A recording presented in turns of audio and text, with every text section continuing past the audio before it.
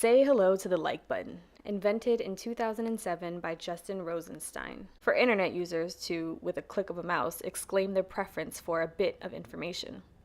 What started as a humble band of code on a clunky desktop website has turned into a culturally recognized metric for social validation and has changed not just the landscape of our economy and political climate, but of life itself. To live in a society that does things for likes is to live in a society where people buy clothes, travel, start businesses, get married, not to actually enjoy any of these things, but to be digitally praised for them. But I don't have to tell you this, you already know it. You've probably been prey to these social pressures yourself. This week, the social media platform is conducting a test here in Canada, hiding the number of likes on photos and videos. So only the owner or the poster of the account will be able to see how many likes a post has received. Now, Instagram CEO Adam Mosseri explained the reasoning behind the change, saying, "We don't want Instagram to feel like a competition. We want to make it a less pressurized environment." I want people to worry a little bit less about how many likes they're getting on Instagram and spend a bit more time connecting with the people that they care about. Okay, Elamine, are they really going to spend more time connecting with the people they care about? No, I think that ship has kind of sailed a little bit. You know, Instagram's been around since 2011.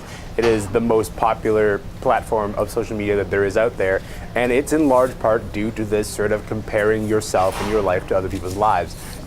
So, Ramona, I wanted to ask you, too, in terms of not being able to see that other people have liked the photo, but as the user, you can see how many likes you have. Will that not still have an impact on how you yourself feel if it is, in fact, the case that you seek validation by how many likes you have? You know, absolutely. Anecdotally, you hear stories about people who, especially young people, who rush and see how many likes there are on something, that if there aren't enough likes, they might even take it down. It is this very immediate form of gratification. And the other interesting thing or piece of this that I think is worth noting is that the algorithms are still counting those clicks and likes and views as well.